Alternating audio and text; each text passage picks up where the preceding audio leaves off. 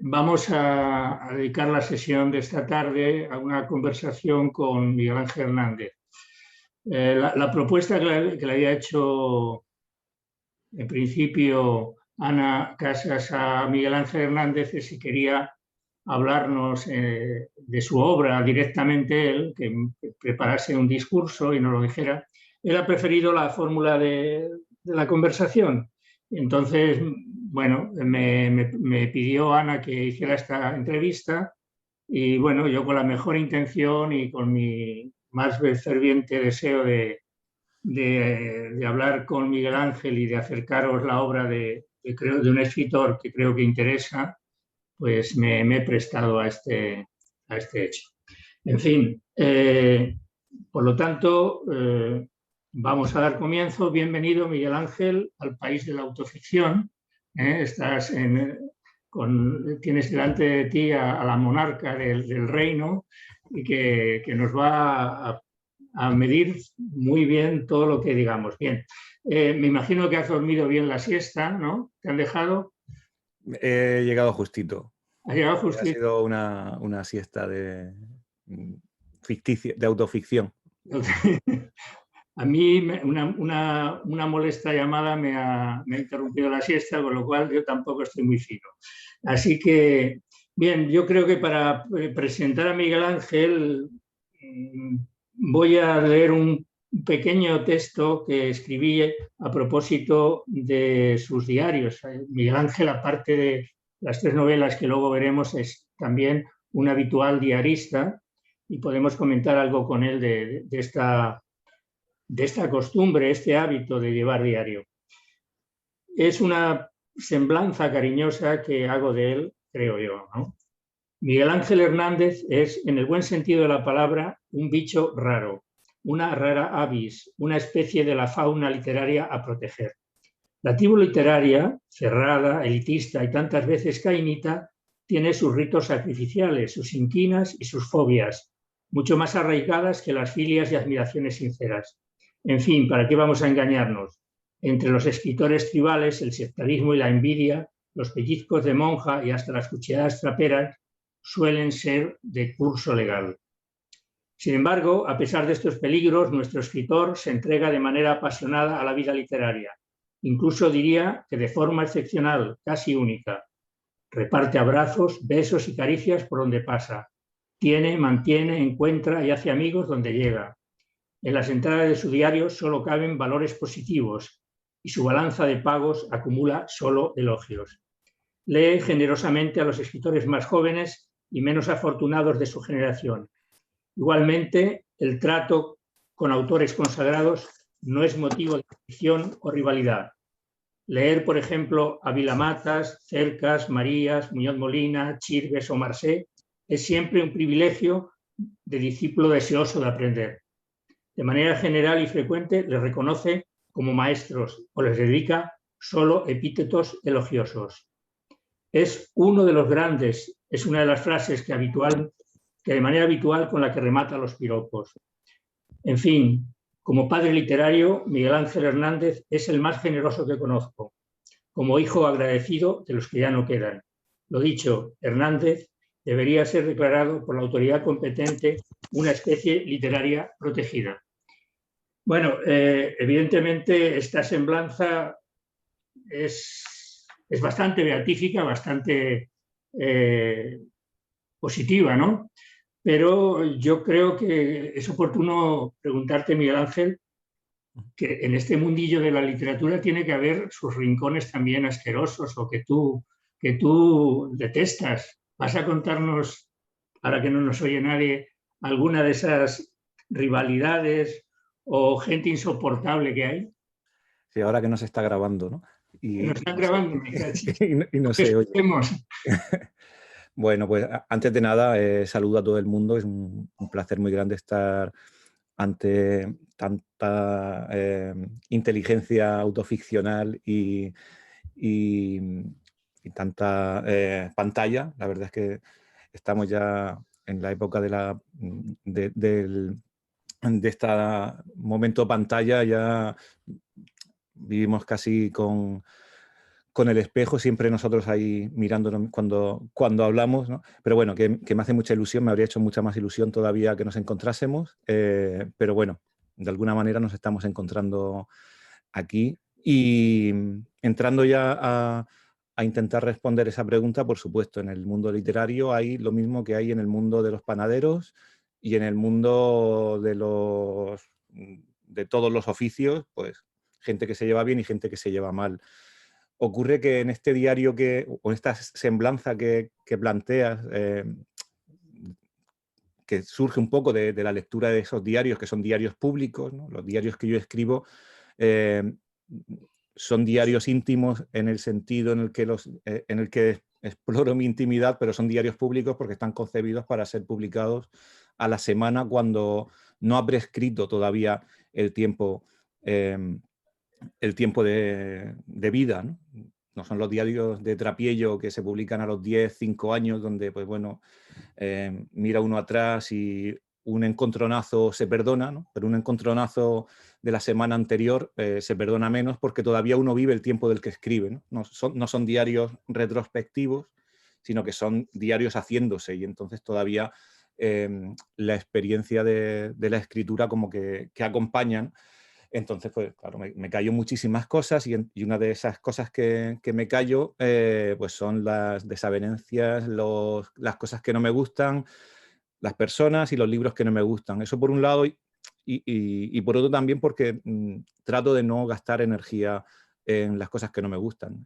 Creo que como no me dedico a la crítica literaria, pues no tengo una obligación moral de hablar mal de los libros que no me gustan. Sí que lo hago cuando ejerzo de crítico de arte, que es lo que me da de comer. Yo siempre digo que soy profesor de historia del arte, y la crítica de arte y la historia del arte me da de comer, y la literatura me da de beber y de vivir. Pero no tengo la obligación moral de hacer aquello que no me gusta. Entonces, para mí la literatura siempre está muy relacionada con la pasión y con generar una energía positiva. Entonces, trato de que todo aquello que aparece en los diarios, de que pues los encuentros con los amigos escritores que admiro, con los libros que me apasionan, sean el contenido central, ¿no? Lo otro ni siquiera lo escribo. Trato de olvidarlo, y aparte no soy nada rencoroso, con lo cual se me va enseguida, ¿no? Pero creo que todo tiene que ver, creo, con esa idea de que para mí la literatura es pasión, y el mundo literario también, ¿no? Gran parte de esos diarios hablan de libros, pero hablan también de mundo literario. Hablan de encuentros con escritores, de ferias del libro, de presentaciones, de cenas literarias, de algo que para mí es una especie de fascinación. Para mí la literatura, el mundo literario es como estar en un lugar soñado, ¿no? Como Charlie en la fábrica de chocolate, ¿no? Cuando yo llegué a la primera cena de Anagrama y vi a Herralde, a Marco Giral Torrente, a Soledad Puertolas, pues yo llegaba como, pues cuando llegaba Paco Martínez Soria a Madrid, ¿no? Y decía, madre mía, ¿esto qué es? Aquí esta gente que admiro, con lo cual me cuesta muchísimo, incluso cuando me he encontrado, por supuesto que me he encontrado, ¿no? con escritores o con personas no tan fascinantes, me cuesta muchísimo no expresar la admiración, porque para mí todavía tiene que ver el mundo literario con ese lugar soñado, que no quiero que deje de ser un sueño, ¿no? Que no quiero que deje de ser un lugar paradisíaco, porque para mí me sigue fascinando, ¿no? Yo soy un profesor que escribe más que un escritor, ¿no? Bien, para aquellos que no lo sepan, Miguel Ángel nació en Murcia. Bueno, nació exactamente en la pedanía de Los Romeros, que es Los Ramos. Los Ramos, Romeros, no Los Ramos, cercano a la capital. Este es un dato que podría entenderse como secundario, espero que luego en la conversación no lo sea. Y nace en el año 1977, y como él ya nos ha anticipado, y yo quiero recalcar, es profesor de Historia del Arte. Esto es importante porque, sobre todo por supuesto que él ya ha marcado muy claramente los dos ámbitos en que se desarrolla su actividad. Por un lado está la pasión de la literatura, y por otro está quizá la necesidad de la supervivencia, ¿no? Vivir y sobrevivir, ¿no? Y tú, además, esto en uno de tus diarios, en Aquí y en Ahora, y no solamente en los diarios, sino también en una de tus novelas, En el instante de peligro, marcas muy bien esto. Es decir, para ti hay un momento en que la historia del arte es ya, y todo lo que tiene que ver con el estudio de las imágenes, es algo que te resulta insatisfactorio o por lo menos insuficiente. Y el complemento necesario o el suplemento es la literatura, ¿no? Hay una cita que quiero leer aquí: levantarte temprano a escribir tu novela, no concibes una rutina más placentera. Es decir, hay esa doble necesidad, la necesidad de sobrevivir y la pasión por la literatura. ¿Cómo armonizas o has conseguido armonizar esa pequeña contradicción o esa evidencia que es, por un lado, estar instado, pulsado a escribir esa pasión literaria que tú confiesas, y por otro lado estar circunscrito, limitado por un oficio que no te desagrada, pero y que es muy importante además en tu obra literaria, creo yo, y sobre todo en las dos primeras novelas tuyas? ¿Cómo lo armonizas? ¿Es posible armonizarlo? No, armonía ninguna. De hecho, es un contrapunto siempre y una tensión constante, porque yo creo que aparecen los diarios y aparece incluso en las novelas, creo que en algún momento, incluso en El dolor de los demás, ¿no?, la búsqueda constante de tiempo para escribir. Yo soy profesor en la universidad y eso reclama un tiempo constante de trabajo, sobre todo trabajo burocrático. Ahora el director de departamento, pues ya la búsqueda de tiempo es casi una especie de quimera, ¿no? Entonces es muy, muy difícil, a mí me resulta muy difícil encontrar ese tiempo para escribir en dos sentidos, ¿no? En un sentido material y en otro sentido de disposición. En un sentido material porque uno tiene que encontrar los resquicios para escribir, no sé, levantarse a las 5 de la mañana y escribir de 5 a 7 o 5 a 8 antes de ir a la universidad, ¿no? Buscar el tiempo material, semanas, robar tiempo. Al final, para mí, escribir es robar tiempo a ese tiempo burocrático, ese tiempo académico, pero al mismo tiempo, valga la redundancia, también es un problema de actitud, de disposición, perdón. Porque aunque es un trabajo, el académico, que tiene mucho que ver o que toca mucho con lo que yo luego escribo como narrador, ¿no? Mis libros, sobre todo El instante de peligro e Intento de escapada, son libros muy atravesados por la historia del arte, ¿no?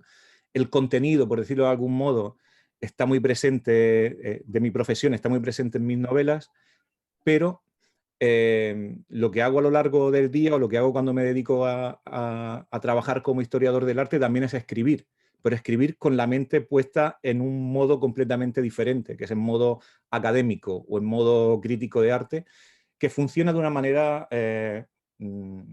distinta, absolutamente diferente de cómo funciona la mente creativa, ¿no? De tal manera que tengo que encontrar el tiempo para escribir, pero también tengo que encontrar el tiempo para cambiar la cabeza, para ponerla en modo narrador, y a veces puedo y a veces no puedo. Entonces, en muchas ocasiones acaba viniéndose el mundo del crítico de arte o del ensayista a la novela y al revés, ¿no? Acaba yéndose el mundo del narrador a la crítica de arte o al ensayo. A veces aparece como un tic, aparece en un párrafo, aparece en un giro y otras veces acaba casi colonizando la escritura, bien de un ensayo, la narrativa, o al revés, ¿no? de partes importantes de una narración, la escritura crítica. Entonces, no es una armonía, es un conflicto constante y una negociación infinita, ¿no? Y también te has referido... No siempre logro llevarla a cabo, ¿no? Perdona, y también te has referido a veces, y lo dices también en El instante de peligro, que es como que hasta allí, hasta donde no llega el ensayo, o no llega el pensamiento racional, se puede llegar con la historia. Ujú. ¿Es por eso que tú te has dedicado a ser escritor o de dónde te viene la necesidad de escribir? ¿Qué es para ti escribir? En definitiva, escribir literatura, me refiero, crear. ¿Qué es para ti? ¿Es un complemento del pensamiento? ¿Es... No, es una pasión, como decía antes, una necesidad que surge al mismo tiempo que surge la escritura académica. No es que durante un tiempo haya estado escribiendo crítica de arte y luego después en otro momento me haya decidido a escribir narrativa, ¿no? Yo publiqué mi libro de cuentos antes de terminar mi primer libro de cuentos antes de terminar la tesis, ¿no? Escribía cuentos, poemas antes o al mismo tiempo que escribía mis primeros ensayos. Lo que pasa que no era público, ¿no? Era como una cosa que hacía en silencio por las noches y que nunca mostraba o que no hacía demasiado evidente, entre otras cosas porque era becario de la universidad y parece que uno está perdiendo tiempo de investigación cuando está dedicándose a publicar narrativa, ¿no? Pero poco a poco eso sí que fue colonizando también mi tiempo mental hasta que llegó un momento con las novelas en el que ya no pude ocultar esa parte de mi experiencia y de mi tiempo y casi que salí del armario con la novela Con intento de escapada, ¿no? Con lo cual siempre he estado presente, ¿no? Y siempre incluso la narrativa, la escritura de la crítica de arte pues estaba muy tocada por lo ensayístico, por el mundo de la teoría del arte, y al revés, mis primeros cuentos que escribí con 18 o 19 años pues hablaban de Marcel Duchamp y hablaban de conceptos artísticos, ¿no? Siempre había como unos pasadizos constantes, ¿no? Que se van haciendo cada vez más grandes y cada vez se van tocando más. Y yo creo que desde el principio tenía claro que sí que es cierto que hay algo que toca la experiencia literaria que no toca la crítica analítica, por decirlo de algún modo.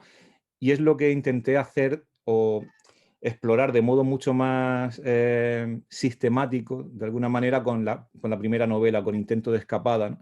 Cuando yo empecé a darme cuenta de que pues, había un problema que era el de la ética del arte, que yo sabía solventar como crítico de arte, ¿no? Un artista como Santiago Sierra, que es un artista que paga a personas a inmigrantes ilegales, a personas invisibilizadas, para hacer cosas que no quieren hacer, los denigra, reproduciendo el sistema, bajo la idea esta de que el artista no puede estar fuera del sistema, señalando, el artista político, señalando que es bueno o malo, sino que tiene que enfangarse y tiene que meterse dentro de aquello que señala o que critica, ¿no? Eso a mí me generaba como crítico de arte como una especie de aporía, no sabía solucionarlo y comencé a explorar algo que para mí fue fundamental, es la idea de lo posible, ¿no? De tratar con un artista que hiciera algo más que hace Santiago Sierra, ¿no? Santiago Sierra de momento no ha matado a nadie, que yo sepa, ¿no? No lo sé. Como crítico de arte no puedo decir, ¿y si es que si esto se le va de madre y alguien muere en una acción? ¿No? Tengo que tratar con hechos, ¿no? Tengo que tratar con hechos y con una certidumbre. Yo tengo una posición sobre el artista como crítico y luego el ensayo es una especie de desplegar esa posición y ese conocimiento que yo tengo antes, ¿no?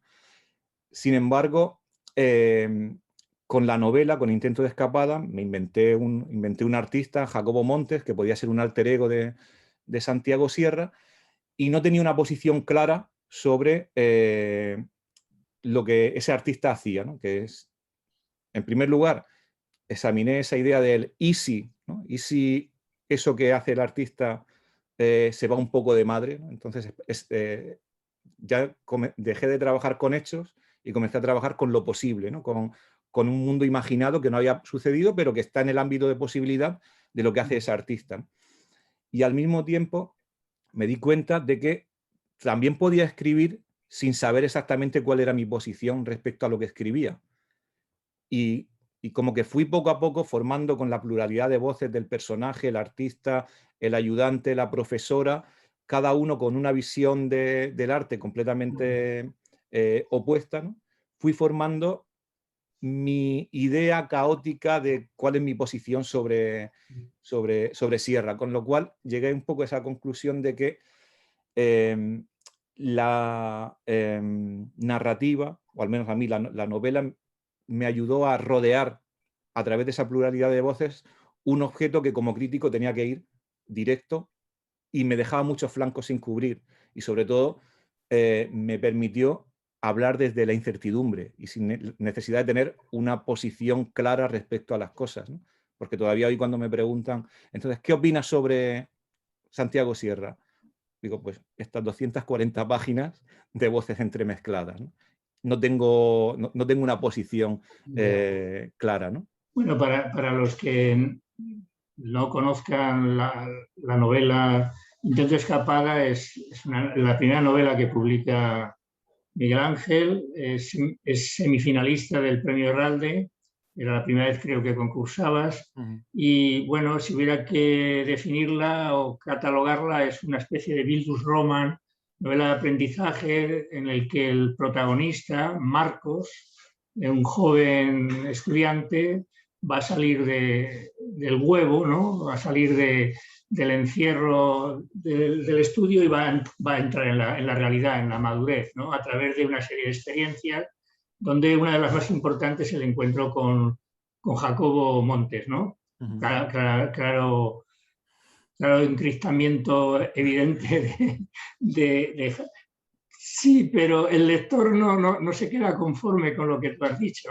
Yo creo que esa es la experiencia. Yo como lector de esa novela, a mí el personaje de Jacobo Montes me resulta tremendamente antipático, lo rechazo éticamente, lo desprecio.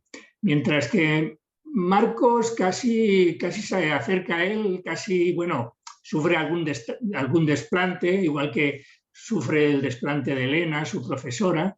Elena no oculta ningún personaje real, ¿no? Sí, sí, todos son... Es Así, una todo novela, es una novela te lo iba a decir, autobiográfica en clave donde es una todo novela en se habla clave, bien. es una novela en clave. Ah, bueno, qué bueno. Pues muy bien, felicidades. Elena es otra personaje que entra ahí como un factor de madurez. Claro, el final es que Marcos se corrompe también, ¿no? Y claro, otra cosa que quiero añadir, y ahora me respondes a mi pregunta de la ética o no ética, si en tu literatura cabe, porque al fin y al cabo es un dilema que hay en la novela. El arte puede ser ético, puede prescindir del dolor de los demás, puede estar ausente de las consecuencias que genera, pero yo quiero ir un poquito antes a otra cuestión, y es que de alguna manera tus novelas crean como un hilo conductor, no digo cronológico, pero sí por estratos de tipo autobiográfico, porque también corresponde a tu vida de estudiante en la universidad, de tu paso por París, y además adelantas ya que te vas a ir a hacer la tesis, aunque es una semificción, ¿no? O una autoficción, que te vas a ir a hacer la tesis a Estados Unidos, pero sí que en realidad has estado en Estados Unidos cuando ya has hecho la tesis o algo así, ¿no? Es decir, que vas enlazando, la primera novela se enlaza o anticipa la segunda está en la tercera, hay como vasos comunicantes y muchos elementos que pasan. Pero volviendo a la pregunta que a mí más me interesa y que te quería preguntar, es eso, ¿cabe la ética en el arte o el arte es autosuficiente y por lo tanto puedes permanecer insensible al dolor de los demás? Bueno, la pregunta que es la que le hace precisamente un estudiante a la profesora en clase cuando la profesora habla no de una obra de Jacobo Montes, sino de una obra del único artista que realmente sí que existe en la novela, o de la única obra real, aunque yo se la atribuyo a Jacobo Montes, que es una obra de un artista se me acaba costarricense, que seguro que os suena, un perro atado en una bienal, cerca de la comida, pero Que la no cuerda no le alcanza. deja llegar, y entonces habla un poco de la indiferencia y cómo al final, uno por otro, nadie suelta al perro y el perro muere al final la exposición porque nadie lo ha alimentado pensando que, bueno, ya lo alimentará el artista, ya lo alimentará el galerista, ¿no? Entonces en la novela se plantea un poco la idea de si esa obra funciona como obra de arte, ¿no? Y se crea una especie de controversia y la profesora dice que la obra funciona como obra de arte porque muestra y literaliza aquello de lo que habla. No se puede, si lo cuenta no es tan efectiva como si lo pone en obra, pero tal vez no funcione éticamente, ¿no? Habla un poco de esa disonancia entre ética, estética y que es como algo que sucede en el arte contemporáneo, donde poco a poco se va abriendo la distancia cada vez más grande entre ética y estética. Una cosa puede ser bella, puede ser artística, puede ser una buena obra de arte y no tiene por qué ser un buen gesto social, ¿no? Son cosas distintas, no siempre la obra de arte tiene por qué ser un buen acto social, ¿no? Y dice la profesora, el artista puede ser un hijo de puta. Dice, el artista puede ser buen artista y mala gente, ¿no? Eso que el Marcos, este estudiante que está enfermo de teoría, se queda fascinado por esa idea de, bueno, es verdad, ¿no? Es posible, esto en teoría funciona, ¿no? Y toda la obra, toda la novela está jugando eso, ¿no? Con esa idea de, llega Jacobo Montes, que es, ya desde el principio está claro que Jacobo Montes, buena gente del todo no es, ¿no? Pero todo eso está funcionando en teoría hasta que se pone en práctica, que es de lo que va en realidad la novela, de cómo aquellas cosas que funcionan en la teoría, cuando se ponen en práctica, a lo mejor hay que decidir entre el arte y la vida. Y es la decisión un poco también de Marcos, ¿no? Cuando tiene que observar cómo está denigrando al inmigrante, tiene que decidir, vale, esto es una buena obra de arte, pero ¿qué hago? ¿Por qué tomo parte? ¿Por el arte o por la vida, ¿no? Y decide aparentemente tomar partido por la vida, aunque luego está ese giro final de la nota al final de la novela que hace que pues, sea siempre una reflexión circular, ¿no? Y claro, ese es un poco el dilema que está en todas las novelas, ¿no? El dilema de si el arte es suficiente o si en un momento determinado tenemos que tomar partido por la vida, ¿no? Si hay un momento en el que ya no es suficiente del todo, ¿no?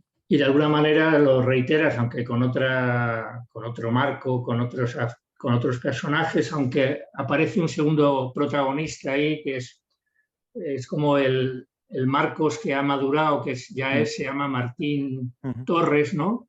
Siempre insistiendo en tu M, ¿no? Para que haya una pista autobiográfica, ¿no? Y en las 5, Marcos, Martín, Miguel, que tienen también las mismas número de letras, ¿no? Sí, sí. Eres un calculador, ¿no? Hasta este extremo. No, lo que quiero decir que también se repite este dilema de alguna manera en la segunda, en el instante de peligro, y ahí más implicado con los sentimientos, ¿no? Los sentimientos, las separaciones matrimoniales, el poliamor, que es un término que tú utilizas con frecuencia y que aparece en tus diarios. Si hay tiempo, luego después nos puedes hablar de esto. Y porque veo que el tiempo vuela y queremos que, volviendo al tema del dilema ética, estética, yo creo que lo más fuerte que has tenido es cuando tú te encuentras en tu propio cuerpo con el dilema, cuando te encuentras en el dolor de los demás, que es quizá la novela que más nombre te ha dado, más proyección. A mí he de confesar que me gusta mucho, pero siento debilidad por el instante, por la primera, por el intento de escapada. Me gusta mucho esa novela, pero esta realmente es una obra bastante redonda, la del dolor de los demás, pero una novela que se niega a ser cerrada, ¿no? Porque ya en el diario, me parece aquí ahora, cuentas aquello que es como un epílogo de la novela, es que te encuentras con la forense o el forense y la juez, ¿no? del caso, y en el ensayo de la siesta te joden la siesta cruelmente también, la vuelta de tuerca de volverte a encontrar con este problema. ¿Cómo cuando luego te has arrepentido, confiesas que has llorado, ha debido ser un pequeño vía crucis. Cuando estabas haciendo la obra, ya eres consciente de que estabas manejando un material muy sensible o muy cercano, porque otra cosa había sido que tú no vivieras en Murcia, no estuvieras tan ligado al medio de los ramos, ¿no? Como cuando estabas haciéndolo, yo creo que ya tendrías pendiente, tendrías en mente ese problema, ¿no? Y cómo lo resuelves, porque aquí estamos, ¿no? Y hablamos de los efectos laterales de la literatura. Claro. Cuando la literatura te da en la cabeza, ya es otra cosa, es algo más que literatura, ¿no?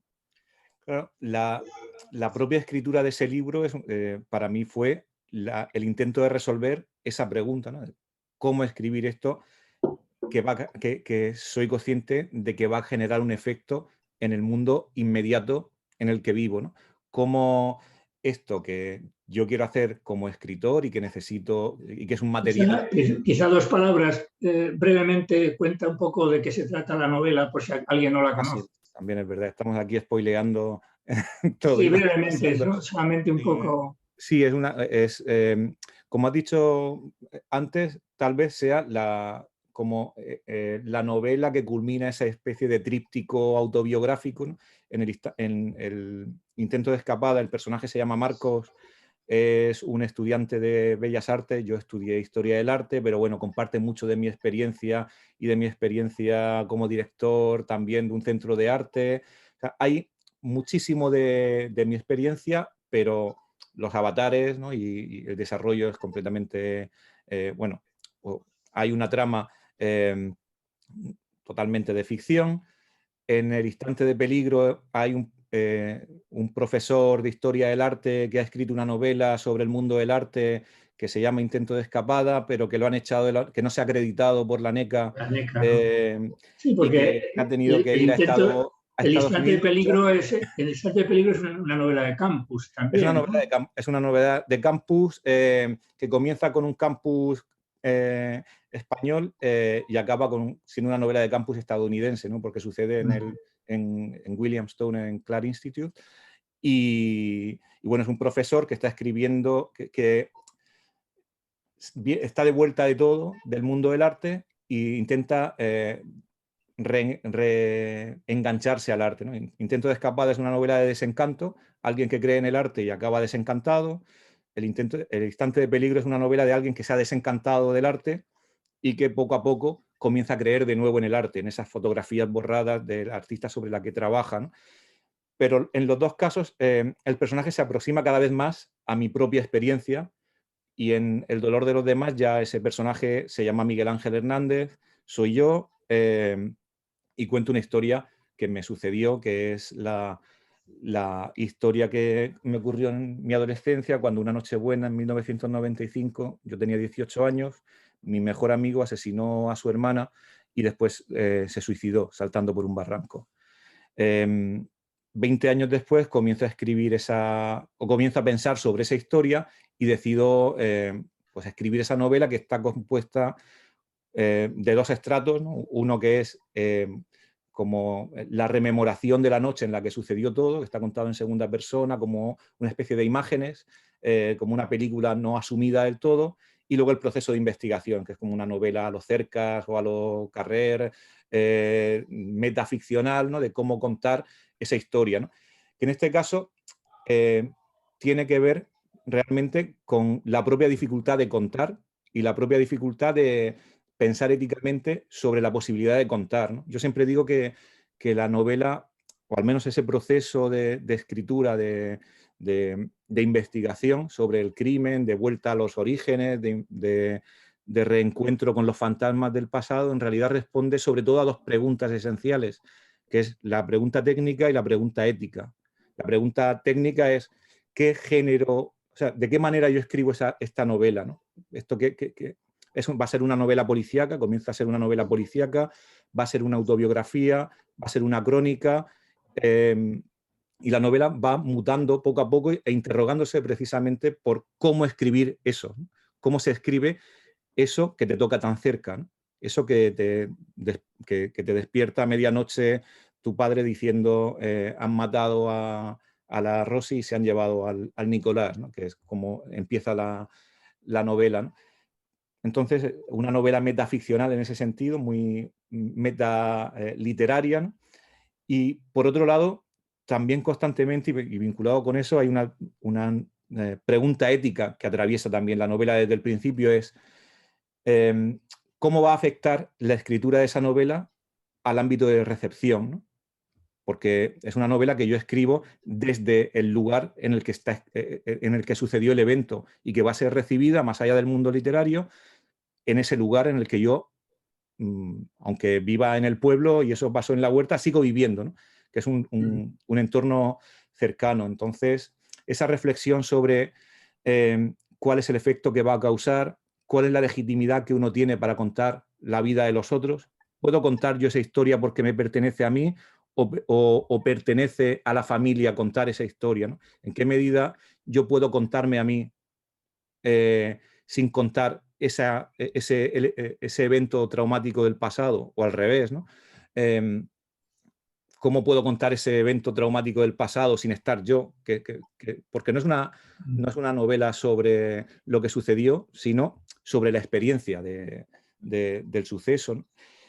Y la pregunta ética es constante en todo momento, desde cuál es el daño que va a causar a aquellos que todavía viven, a la familia, que preferiría que eso se quedase para siempre en el olvido. En 1995 no había internet y eso no estaba girando como hoy, pues eso pasó y se olvidó. Y claro, escribirlo ha sido como dice un personaje de la novela, remover mierda, ¿no? Sacar todo aquello de nuevo y traerlo al presente. ¿En qué medida se puede contar algo sin hacer más daño del necesario?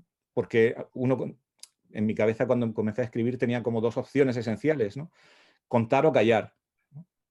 Si callaba no hacía daño, si contaba tenía que ir a romperlo todo, ¿no? Que es un poco la autoficción a lo Emmanuel Carrère, ¿no? Que es contar jugándoselo todo, ¿no? Yo traté de encontrar la distancia justa para contar aquello que dolía sin que hiciese más daño del necesario, ¿no? Y durante toda la escritura de la novela intento que no se me vaya, que no me explote ese material tan sensible, ¿no? Es como un intento de decir sin hacer más daño de la cuenta, ¿no? Pues no pregunté, por ejemplo, a los padres, no pregunté a los hermanos, no quise entrar en hacer más daño del necesario, pero tampoco quise callar, ¿no? Entonces es como una responsabilidad constante que está desde el inicio de la novela. Bueno, yo creo que, sí, ese es el tono, el punto en que cómo lo cuentas, yo creo que lo que salva el libro de que se convierta en una especie de versión del caso, ¿no? O algo así, ¿no? Esto me parece que lo logras totalmente y mantienes el pulso, no incides en las cosas morbosas, se pueden entender o se pueden sobreentender, y yo creo que en ese sentido lo hiciste, a mi juicio, bastante bien, ¿no? Yo creo que te legitima hacer ese relato, vamos, no creo que te lo tenga que decir yo, que claro, y tal como lo cuentas, porque es algo que a ti te ha modificado y que es algo que te ha estado influyendo todo este tiempo, ¿no? Te ha influido y tenías que de alguna manera, no sé si escribirlo o publicarlo, pero sí tenías que hacer una reflexión sobre aquello. Y realmente el libro es también un autorretrato, un retrato visto en una doble temporalidad, ¿no? Como tú has dicho, ¿no? ¿Cómo soy ahora y qué pasó hace 20 años, ¿no? ¿No? Esto me parece que funciona muy bien en el libro y es una especie como de intento de evitar el yo monolítico. Además, tú en tus diarios que has explorado la posibilidad de hablar de ti, siempre de hablarte desde el tú, ahí lo practicas bastante bien, ¿no? Entonces, pero claro, cuando lees el ensayo, por otra parte, muy elogiable y muy recomendable sobre la siesta, reaparece el tema, ¿no? Es decir, joder, qué némesis, ¿no? No me deja, ¿no? Me siguen persiguiendo. Es tremendo, ¿no? Y claro, imagino que debe ser difícil de sobrellevar, ¿no? Bueno, es que ocurre con la no ficción o con este tipo de novelas donde uno es el personaje, es que acaba la trama, acaba el artefacto literario, pero la historia continúa. Pero la vida sigue. Yo cuando cerré Intento de escapada o El instante de peligro, claro, los personajes se quedan ahí durante un tiempo, es verdad, se te quedan las rutinas, las voces, hay un tiempo en el que esa historia te va habitando, pero empieza a irse, ¿no? Esos personajes desaparecen cuando uno cierra la novela y poco a poco hay otra historia que la va sacando. Los personajes de esta novela no me van a desaparecer nunca, porque me los encuentro cuando voy al bar que aparece en la novela, me encuentro que el bar al que iba mi padre ya no es el bar al que iba mi padre, es el bar de mi novela. Y mis hermanos incluso ya no son mis hermanos, son los personajes de mi novela. Como que se ha apoderado el mundo literario de todo mi cotidianidad y mi vida casi se ha convertido en una especie de epílogo constante.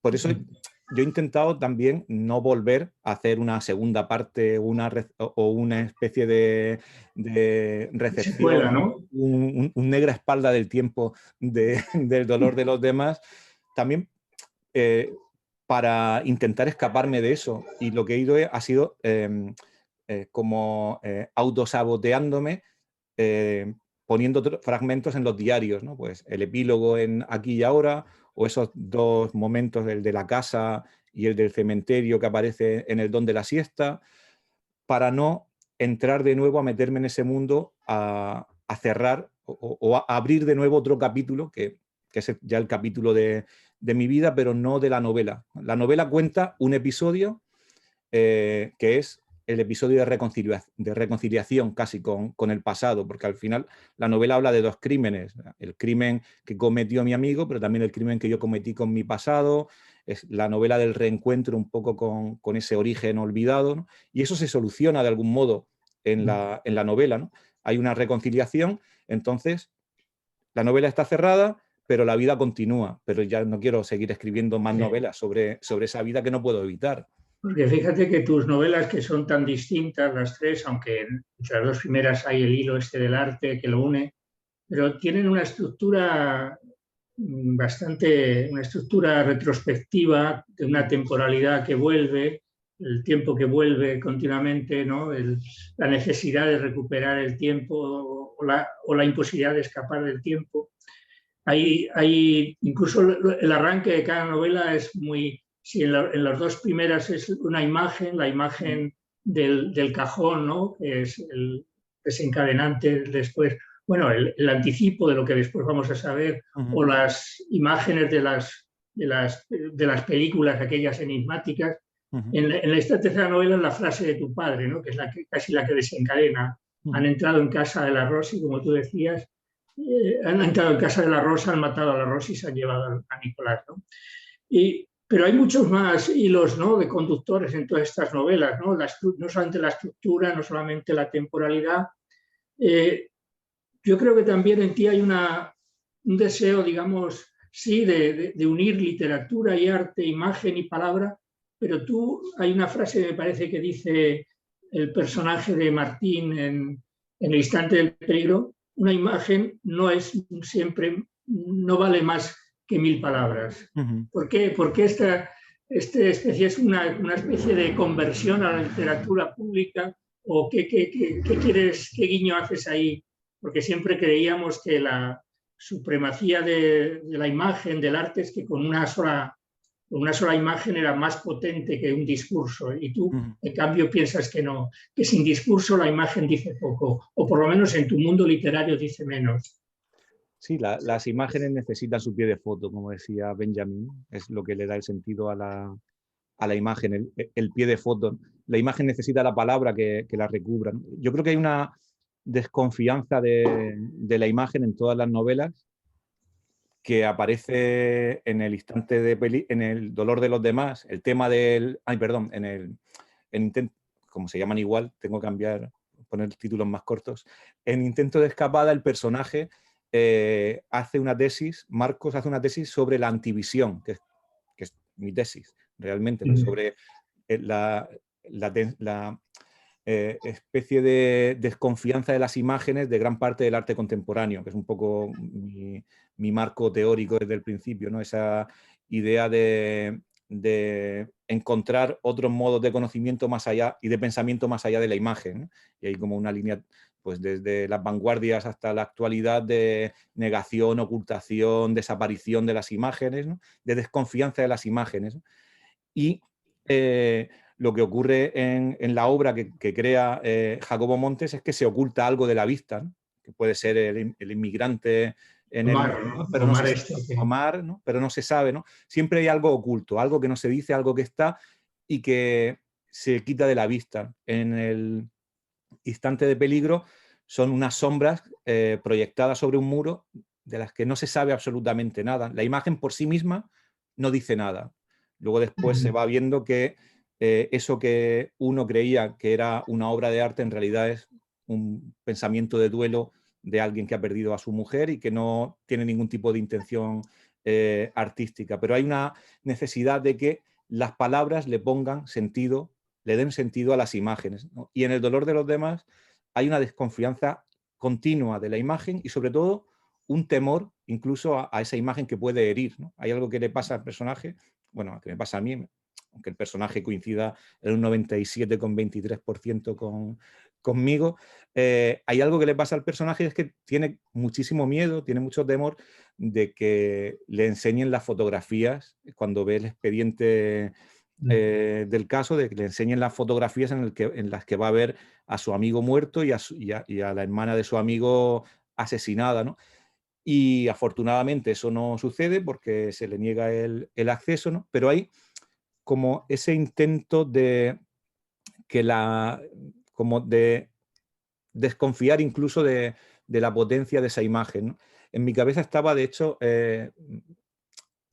cuando escribía esto, porque yo no sabía, es una novela que está hecha en torno a lo que va sucediendo con la realidad. Si me hubieran dejado ver las imágenes, pues me las habría tenido que comer y habría sido una novela completamente diferente.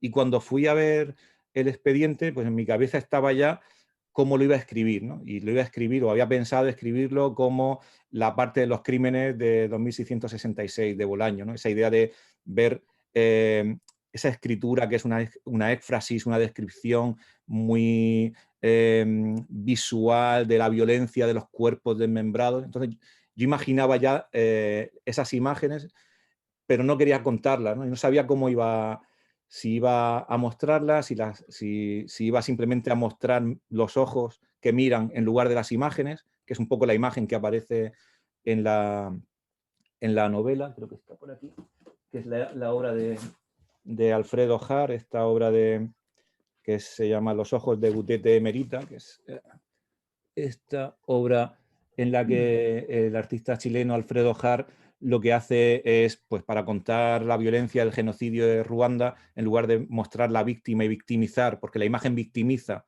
lo que hace es mostrar los ojos que ven a la víctima. Entonces hay como un temor a ver la imagen y también una desconfianza en cómo el uso de la imagen puede llegar a victimizar a aquel, o matar de nuevo a aquel que haya muerto, ¿no? Que es un poco lo que intento en todo momento hacer, ¿no? No volver a matar a aquella que ha muerto, ¿no? Y sobre todo el uso de la imagen en la portada, ¿no? Que es esta Sí, fotografía sí, donde... la foto esa cumple un papel fundamental en el argumento, ¿no? Final. Claro, y donde incluso aunque confío en las palabras, en que las palabras puedan dar sentido a la imagen y puedan evitar la mirada morbosa del lector, al final, incluso así, decido tachar la silueta y el rostro de la víctima, ¿no? Para que, aunque he tratado de construir una vida compleja, ¿no? Para que nadie diga que es solo una imagen, ¿no? Una imagen victimizada, una imagen sin sentido, ¿no? Aún así, desconfío de la mirada, ¿no? Porque de que alguien pueda decir, ah, mira, esta es ella, es el rostro de la víctima, ¿no? Es como una especie de blow-up a la inversa, ¿no? Sí, sí, sí, sí. Ahí te aparece esto fue como una revelación, ¿no? Cuando te encuentras la foto de familiar, ¿no? Y al fondo hay la imagen de la chica, ¿no? Bueno, no sé creo que nos quedan, pero si alguien quiere preguntar algo, hay muchas cosas más que creo que con este barrido que hemos dado así a la novela, a las novelas de Miguel Ángel, porque Miguel Ángel tiene 3 diarios que ha escrito casi en paralelo a sus novelas. De hecho, está escribiendo ahora otro diario que se llama... Afortunadamente terminado la semana pasada. Ah, sí, ya lo has cerrado. Ya cerrado. Entonces es que está cerca la novela ya, ¿no? Sí, le queda poco. Porque tiene desde la segunda novela, ¿no? Ha sido tu práctica, ¿no? Escribir en paralelo un diario que te servía, digamos, también como de making of casi. Sí, de making of y de cuaderno de entrenamiento, ¿no? Y que hacías reflexiones sobre el libro que estabas escribiendo. Tiene 2, y más otro tercero que escribes, que es más bien más ligado a tu experiencia en una estancia en Estados Unidos, ¿no? Que es Viaje, el diario de Ítaca, ¿no? Sí. Pero ahora el tuyo se llamaba, que cambia un poco la perspectiva temporal, Tiempo por venir, ¿no? Tiempo por venir. Que esto ya es otra perspectiva, es un poco la visión del diarista que mira hacia el futuro, ¿no? Más que al pasado, ¿no? Bueno, realmente... O al presente. A ver, ¿cómo lo explico? El primer diario, presente continuo, tienen que ver todos con la idea del tiempo, que también sí, la temporalidad. Que como crítico de arte y como historiador del arte. Mi primer diario, presente continuo, surge a mitad, cuando estaba escribiendo El instante de peligro, que era una novela muy benjaminiana, donde pasado y presente se entrecruzan, donde están las tesis de la historia de Benjamin constantemente apareciendo, incluso de modo explícito, y la novela, el diario surge a mitad de la escritura de la novela, ¿no? Que acompaña el final de esa novela, y luego hay un epílogo que cierra la novela en el diario. Y que lo cierra en la realidad, ¿no? En la realidad, sí, la realidad siempre viene para cerrar la ficción. La novela, ¿no? Luego, Aquí y ahora es el diario que inicia el mismo día que empiezo a escribir El dolor de los demás.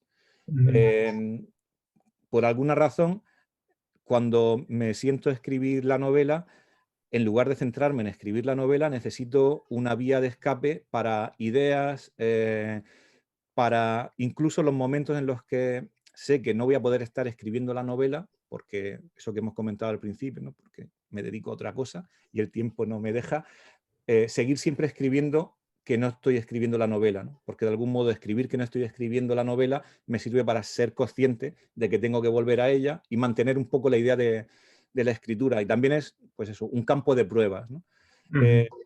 Y surge al mismo tiempo, el mismo día que empiezo a escribir la novela, empiezo a escribir el diario. Y de nuevo el epílogo del diario cierra la novela. Con la nueva novela con el nuevo diario que acabo de cerrar la semana pasada, Tiempo por venir, lo que ocurre es que el diario empieza antes que la novela. Y por eso lo llamo Tiempo por venir, porque es como si la escritura del diario fuese una manera de convocar el surgimiento de propiciar la pasa novela. un año de diario sin que la novela haya llegado.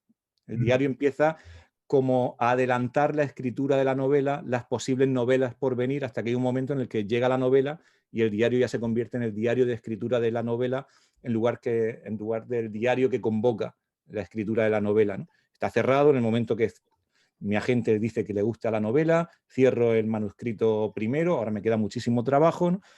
Pero bueno, siempre se cierran los diarios en el momento en el que se cierra de algún modo el primer manuscrito, que es el trabajo creativo. Luego está el trabajo que también es muy creativo y a mí es el que más me gusta, de tricotar, de montaje, de corrección, donde se crea también la novela, ¿no? Pero ya no están todas las decisiones de un personaje, una trama, sino que es el armar, ya está medio armada, ¿no? Y ya es trabajo que se puede eternizar y creo que es menos atractivo incluso como taller literario, ¿no? Y el epílogo pues se publicará cuando se publique la novela y se reciba la novela y siempre como tiempo después de haberse publicado, ¿no? Muy bien. Bueno, básicamente hemos visto a grandes rasgos las novelas, tus diarios, hemos hablado algo de tu faceta como ensayista. Vuelvo a insistir, gran sorpresa y muy feliz leer El don de la siesta. Es un libro lleno de hallazgos, lleno de ideas, incluso casi es un libro de autoayuda, para no tener culpabilidad si no te duermes bien, ¿no? Hay cosas de estas, ¿no? Pero vamos, a mí me ha gustado mucho, es un libro que recomiendo, me parece un libro sabio, ameno, bien escrito, etcétera. Y bueno, habría que hablar quizá de tus libros de relatos, sobre todo de uno, de Infraleve, lo que queda de ti en el espejo, cuando, ¿cómo era? Lo que queda en el espejo cuando dejas de mirarte. Cuando dejas de mirarte, que me parece que es un leitmotiv también de tu obra, ¿no? Es casi como la almendra de tu creación, ¿no? Porque ahí está condensado nuevamente Duchamp, que decías antes, está condensado lo autobiográfico, lo biográfico familiar, está condensado tu manera de entrar a la realidad, que no es de frente, sino que es por las fisuras que se abren en lo real. Es un gran relato que además luego lo incorporas al cuaderno Duelo, ¿no? Sí, O y sea medio que se narra también en El dolor de los demás, los dolores de aparece más está, en ¿no? el Sí. instante de peligro, surfea por algún momento el intento de escapada, porque es para mí como una de las imágenes centrales de casi las que me animan a escribir, que es la idea de mi madre mirando al espejo en el que se cayó mi padre justo antes de morir, ¿no? Y esa idea de la mirada perdida de mi madre en el espejo sin saber exactamente por qué estaba mirando y guardando la pastilla de jabón última con la que se lavó justo antes de morir. Y siempre tengo en la cabeza esa imagen de el día que el jabón ya se diluyó del todo, ¿no? Como el último tacto y esa mirada perdida de mi madre en el espejo, ¿no? Que incluso aparece en El don de la siesta cuando esta casa... La casa, cuando vete la casa, ¿no? La casa la he vendido y veo cómo se están llevando los operarios el espejo y lo tiran. Y Como luego realmente también en tus novelas, el espejo destruido del en tus todo. novelas, y con esto yo ya quiero dar paso, esto es realmente el intento de escapada. Siempre en todos tus libros hay un intento de escapada, una imposibilidad de escapar y una vuelta al origen, ¿no? Sí, que incluso, bueno, yo creo que tu última mudanza es un deseo de alejarte de los ramos, pero como veo no es fácil, ¿no? Porque ahí queda la casa ahora de tu sobrino, quedan tantas cosas que vas a seguir volviendo a la huerta, ¿no? Bueno, espero que sí, pero yo creo que ha sido como también un paso y El don de la siesta, que se subtitula Notas sobre el tiempo, la casa y el cuerpo, Casa y pues las notas sobre la casa hablan un poco de esa ruptura del cordón umbilical, aunque, pues bueno, está al final ese giro de el don como regalo, que hace que, bueno, la gratitud al pasado sea una constante y por tanto no te puedes escapar de tu origen porque siempre mantienes una gratitud respecto, claro. o sea, al final sigue siendo un don lo que... Finalmente, Miguel Ángel, los que somos de pedanías, yo también soy de una pedanía, tenemos un amor nacionalista férreo a la pedanía, o sea que siempre volvemos. Bueno, me gustaría dar la palabra a quien quiera intervenir. Ana, si hay alguien que se anima. No sé si Mario quiere hacer una pregunta, Mario de la Torre. Buenas tardes y gracias por este conversatorio tan interesante. Yo quería preguntar a Miguel Ángel acerca de su relación con su intimidad. Desde intento de escapada al dolor de los demás ha ido un apego creciente a lo factual, ¿no? Que supongo que también te habrá ocasionado una reflexión sobre tu obra y cómo emplear todo ese material en tus novelas, ¿no? Bueno, esa sería la pregunta. A ver, yo creo que esa exposición, no sé por qué razón, casi incluso desde el principio, desde los primeros cuentos, la exposición de la intimidad es en mi caso, una constante, pero que se radicaliza cuando comienzo a hacer los diarios públicos, ¿no? Esta especie de diarios donde comienzo a exponer, por supuesto, una intimidad construida. La intimidad del diario público es una intimidad con luces y sombras y tú estás dirigiendo las luces constantemente en el personaje que estás creando y cuentas unas cosas y no cuentas otras, evidentemente, como en toda escritura autobiográfica, ¿no? Pero sí que comenzó a ser una exploración o al menos yo lo entendí así, de cómo la exposición cada vez mayor de mi intimidad me servía más que para un ejercicio de desnudez, para un ejercicio de recubrimiento. Me fui dando poco a poco cuenta de que cuanto más me exponía, más seguro estaba. De cuanto más contaba de mí, menos resquicios aparentemente de oscuridad había para los demás, ¿no? Que es una construcción, ¿no? Evidentemente, como he dicho antes, cuando tú escribes, centras la luz en unos lugares, ¿no? Pero parece que es un ejercicio de desnudez absoluto, y cuando la gente me dice por los diarios, si es que lo cuentas todo, si es que ya no tienes secretos para nadie, ¿no? Pues en realidad están tomando ese personaje que tú has construido por tu yo. Y ocurre igual que en la performance, en el ámbito artístico. El personaje que se muestra desnudo no se muestra desnudo, hay un suplemento, que es ese suplemento del espacio artístico que hace que incluso cuando tú cuando sales del espacio teatral, del lugar en el que te han mostrado, pues te cubras, ¿no? Pero te has mostrado delante de todos como has venido al mundo, con ese suplemento derridiano casi de significado que hace que hay un recubrimiento simbólico de esa desnudez que te protege. Y de algún modo, para mí, la exposición de esa intimidad está mediada por ese recubrimiento simbólico. Y lo entiendo no como un acto de desnudez, sino como un acto de recubrimiento. Y cuanto más me expongo, más seguro me siento. En ningún momento he sentido que estaba diciendo algo que me estuviese generando una incomodidad, ¿no? Por ejemplo, en El dolor de los demás, donde cuento pues todo, cosas aparentemente muy incómodas para la intimidad, en ningún momento sentí esa inseguridad. Y sí que la sentí, sin embargo, cuando trataba a los demás, ¿no? Que para mí eso fue la experiencia más interesante de escritura con la realidad, ¿no?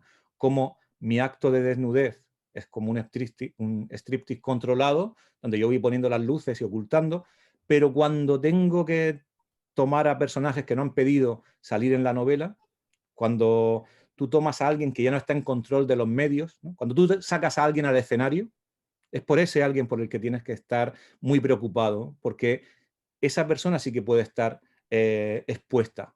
Tú expones a los demás, pero a ti nunca te expones porque te estás controlando, ¿no? Creo que para mí eso fue más... me dio muchísimo más quebraderos de cabeza que exponerme a mí, ¿no?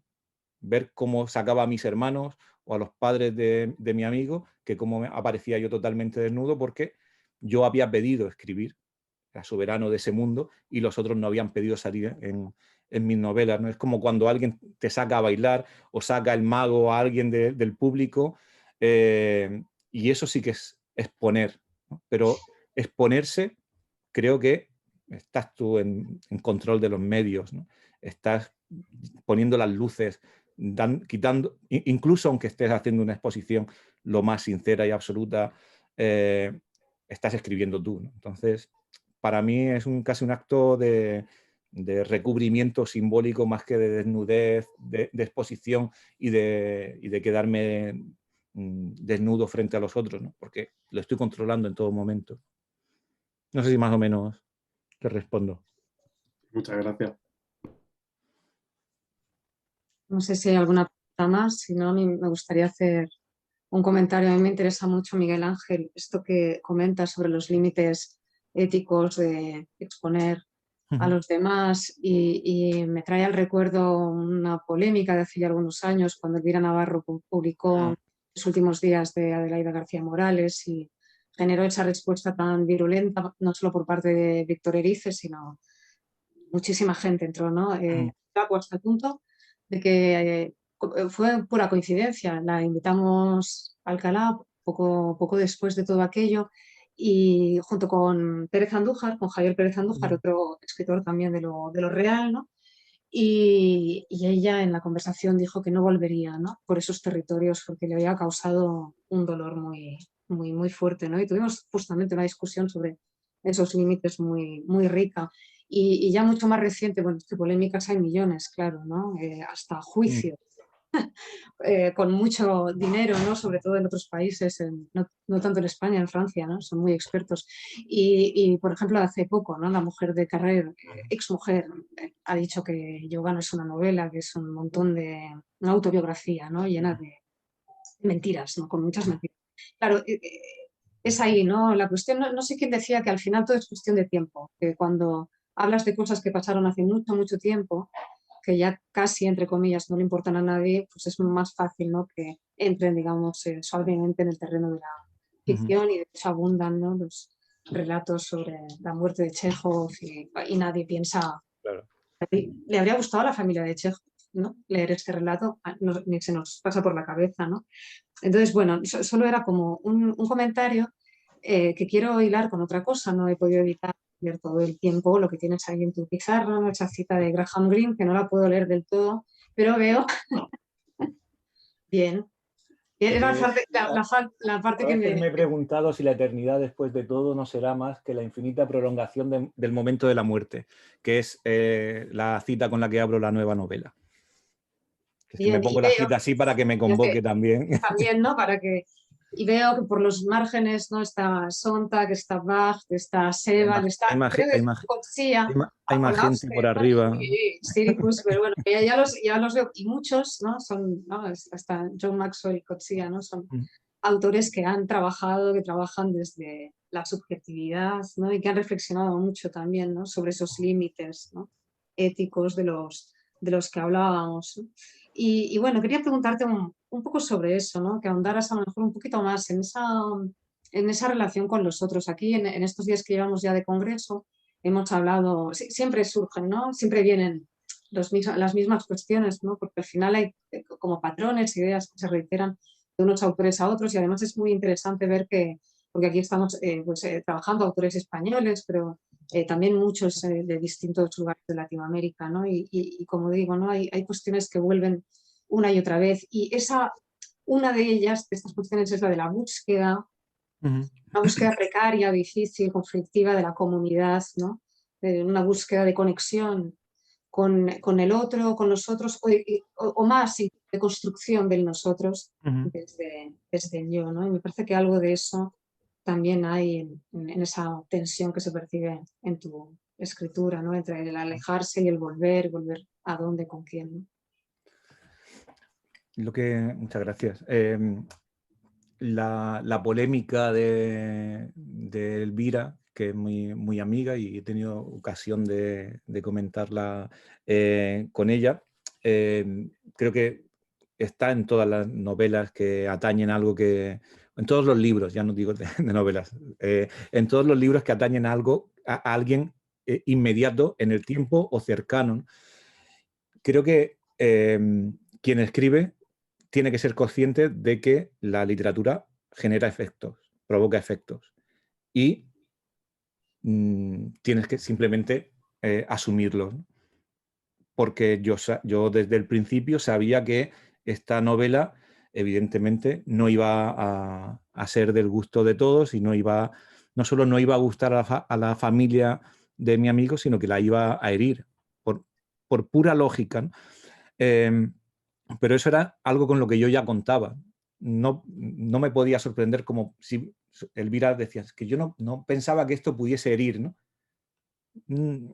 Va a herir, no hay otra, no puedes hacer algo que duele y quedarte a salvo, ¿no?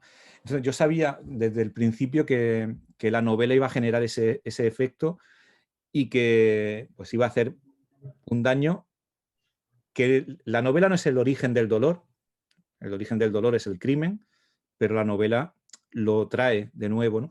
Que es el mismo daño que genera constantemente el periodismo, que cuando aparece una noticia sobre Bárcenas, que es el malo, pues también tiene su familia, sus hijos, a los que le duele esa noticia y que yo no sé en qué medida el periodista que está contando y poniendo al malo, al que ha hecho algo terrible en la picota, no sabe que también hay gente que lo quiere, ¿no? y que está generando un dolor en alguien, un daño colateral, ¿no? El problema es, claro, cuando ese daño colateral se genera en alguien que te toca y que te encuentras por la calle y que vive en la casa de al lado y a quien quieres, ¿no? ¿Qué haces en ese caso? ¿No escribes, te callas o lo asumes, ¿no? Yo, pues solo le pasé el manuscrito de la novela al primo de mi amigo, que fue quien encontró el cadáver de mi amigo en el barranco, y que era a la persona con la que no quería perder la amistad y no quería dejarme de hablar nunca, ¿no? Y le dije, mira, esto va a salir, dime si tienes algún problema. Al resto, pues me arriesgué a lo que ha pasado, a que me dejaran de hablar, que intentaran denunciarme y que se generase una especie de, pues, mala vibración constante cada vez que vuelvo al pueblo, de un temor que aparece en el don de la siesta, ¿no? De no poder ir al cementerio el 1 de noviembre porque me cruzo con la familia de mi amigo. Pero bueno, lo sabía cuando empecé a leer la novela. Soy consciente de que, cuando empecé a escribir la novela, perdón, de que si leyesen la novela se darían cuenta de que está tratado de la manera más ética posible, de que no es una novela morbosa, de que tampoco es una novela de reivindicación de la memoria de mi amigo, ni mucho menos, sino de reconocer la parte del crimen y al mismo tiempo guardar un cierto cariño por aquel a quien has querido pero que ha hecho algo terrible. Si la leyesen, verían que no es algo tan terrible, pero comprendo que, vamos, si alguien me escribe de mi familia, pues no me gustaría. O sea que creo que es algo muy humano y que puedo entender. Y que va a suceder siempre que uno escribe de alguien que no pide ser escrito. Porque en la medida en el que... Porque ya nos enfadamos cuando alguien habla de nosotros y dice, no hables de mí, no hables de mí, no escribas de mí, no me muestres, no me pongas en una novela, no saques mis vergüenzas. Creo que es muy humano y que quien escribe tiene que ser consciente de que va a generar ese efecto y cargar con esa responsabilidad. Si no puedes cargar con esa responsabilidad, no lo escribas. Si no puedes asumirlo, o al menos no te sorprendas, ¿no? O intenta llevarlo de la mejor manera posible. Entonces, para mí era algo que estaba claro desde el principio, que iba a generar esa tensión, y no me ha sorprendido. Me habría gustado, por supuesto, que todo fuese pues que el libro hubiese curado todas las heridas, pero no era un libro para curar, al menos esas heridas, ¿no? Sí que ha servido para algo que, por ejemplo, que has comentado, esa idea del nosotros, ¿no? Sí que ha servido, por ejemplo, para todos aquellos que vivían en el pueblo y que no comentaban nunca el crimen y que ahora ha sido una especie de comunión, de puesta en común de algo que no se decía, ¿no? De algo que tenía que ser dicho, y ahí sí que ha servido para sanar de algún modo, ¿no?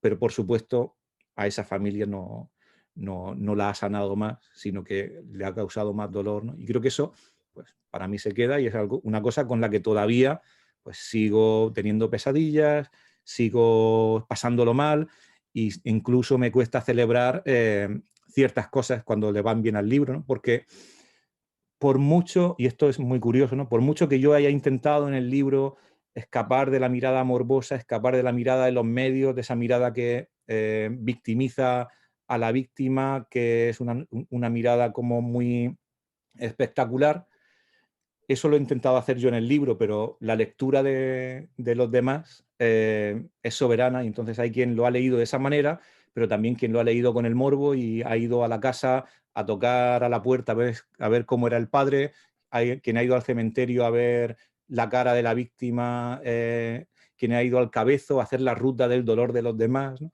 Que eso es algo que no promueve el libro. El libro no promueve esa lectura, pero ese acto sucede porque has escrito el libro, ¿no? Entonces, hay un momento en el que también se nos va de madre y de nuestro control los efectos que genera el libro, ¿no? Pero bueno, eso ocurre con todo, ¿no? Si no, no escribiríamos, porque es que también puedes decir, es que me han tirado el libro a la cabeza y me han abierto la cabeza, ya, pero esto no estaba previsto en la escritura del libro, ¿no?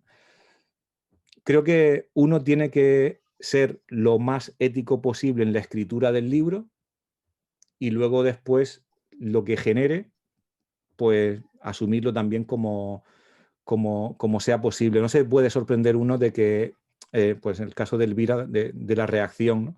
Dice, vale, lo entiendo, ya está. Si acaso te pido perdón. Pero no tenía más remedio que escribirlo, ¿no?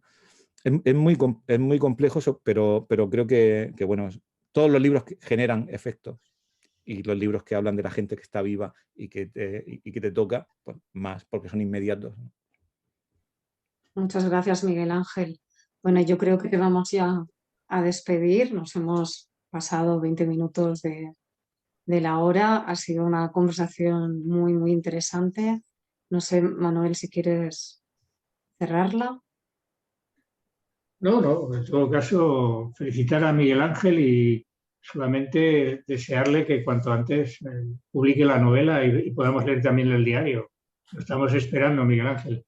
Poco a poco, ¿no? Nada, muchas gracias a todo el mundo y muchas gracias Manuel y Ana por la invitación, y la verdad es que me lo he pasado genial. Ya digo, me habría gustado estar en cuerpo presente, de cuerpo presente o de cuerpo real, pero bueno, que ha sido he disfrutado mucho con la charla.